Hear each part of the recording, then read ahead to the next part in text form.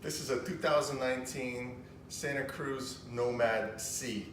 It came with a RaceFace Aeffect seat post, and recently it's developed a little bit of an erectile dysfunction problem. When you drop the post and let it come up, it comes up very slowly and also does not go to the top of the travel. Again. So we're gonna try to remedy that situation by taking the seat off, exposing the air valve at the top of the seat here, and pumping it up to spec. The spec is written on the seat post itself right here on the right hand side, and that's 280 to 300 PSI, which sounds like a lot, but that's what it says on the post. So we're gonna check out what's currently in there, pump it up to spec, and see if that does not resolve our problem. All right, before you get started, it's a good idea to take a measurement of your current specs. The tilt of the seat, how far forward and back it is. Some people just use a marker, a colored marker, and they mark the seat post and the seat to record current readings. I'm just gonna use a level and note how it's set up, and I could see that in my case the bubble is just all the way to the back of the level. It's not being squeezed, it's just touching the right side there. So that's how I'm gonna level it when I come back.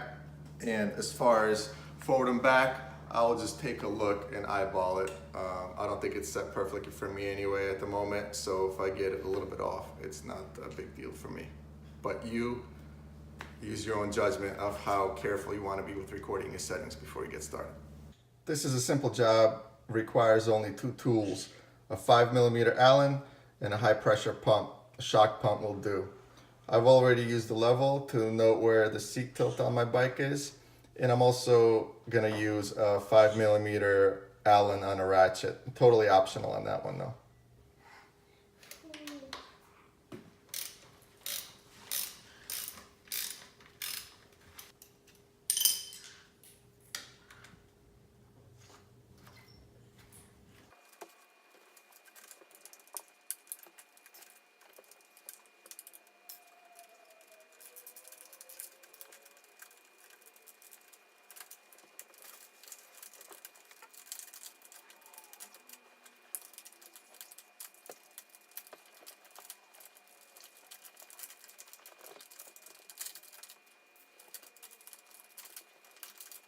Here are the parts that will come out of your seat.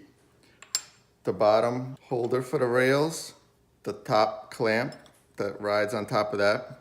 Inside there will be these two nuts that sit recessed in the top clamp. And so the bolts go through the bottom of the seat post or through the seat post into the nuts. So just make sure not to lose any of these parts. Once you take all that stuff off, you'll expose the rubber grommet that protects the air valve. I'm gonna go ahead and wipe that off. And this could come off just with your fingers. That's the air valve right there, just as you would see on a shock or a fork or any other dropper post. Take your high pressure shock pump and thread it on there.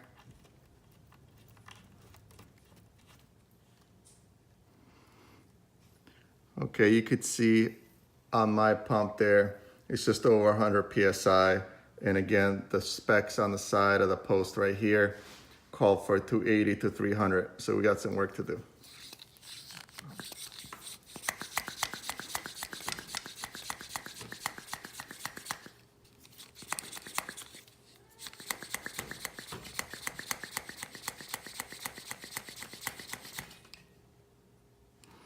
Okay, went over 300, so careful there. There we go, 280. We'll go ahead and disconnect the pump.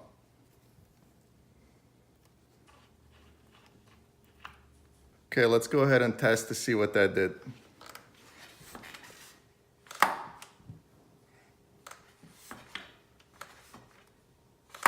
So from the bottom to the top, really nice, strong release on that. Let's try partial release.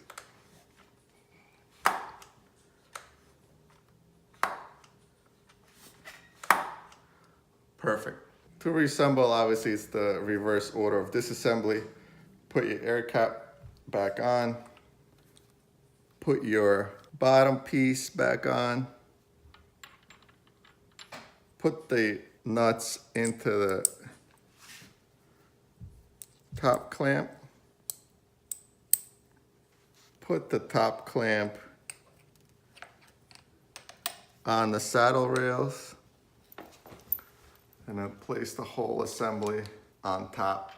Now you can go ahead and line up your bolts with the nuts and start threading those in. You may need to hold from the top to get it started.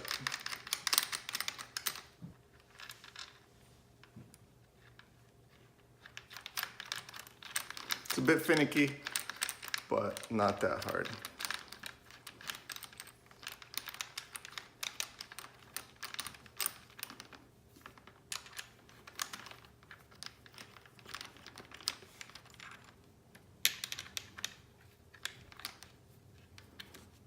I'm gonna go ahead and grab the level to adjust the pitch of the seat to where it was. I'm also gonna switch to a different kind of Allen key, just make it easier to get in here. Still a 5mm.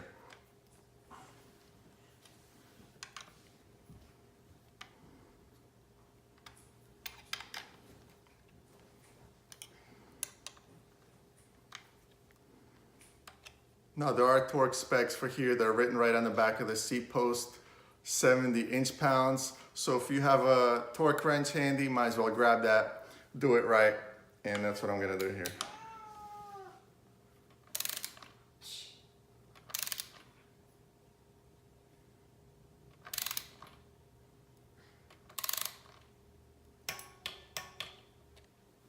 All right, so one last test.